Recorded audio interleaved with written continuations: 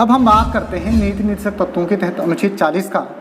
तो अनुच्छेद 40 में ग्राम पंचायतों के संगठन की बात की गई है, यानी इसमें ग्राम पंचायतों का गठन और उन्हें आवश्यक शक्तियां प्रदान कर स्व सरकार की इकाइयों के रूप में कार्य करने की शक्ति प्रदान है। यानी आर्टिकल 40 में ग्राम पंचायतों के संगठन या ग्राम पंचायतों के गठन के बारे में बात की गई है और उनको आवश्यक शक्तियां, गठन के साथ साथ उनको आवश्यक शक्तियां प्रदान करने की बात की गई है और साथ ही साथ स्व सरकार की इकाइयों के रूप में उनको स्थापित करने की शक्ति प्रदान की गई है। तो आर्टिकल 40 में क्या है? ग्राम पंचायतों का गठन, उनको आवश्यक शक्तियाँ जो उनके लिए ज़रूरी हैं वो उपलब्ध कराना और उनको स्व सरकार की इकाइयाँ, यानी कि स्वयं में वो एक सरकार की बॉडी हों, इस प्रकार के काम करने की शक्तियाँ उनको प्रदान करता है आर्टिकल 40।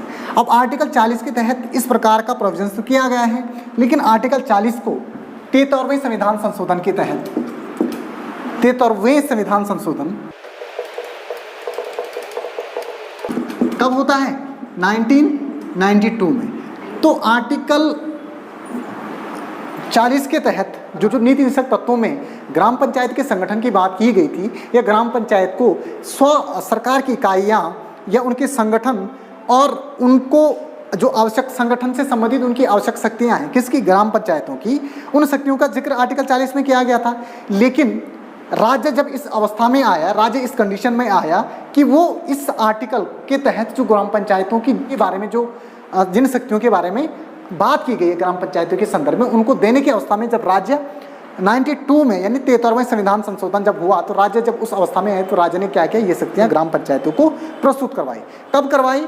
1992 में 73वें संविधान संशोधन के तहत ग्राम पंचायतों को के गठन का प्रोविजन किया गया। इसके तहत आर्टिकल 243 के क से 243 की 9 तक अनुच्छेदों को सम्मिलित किया गया।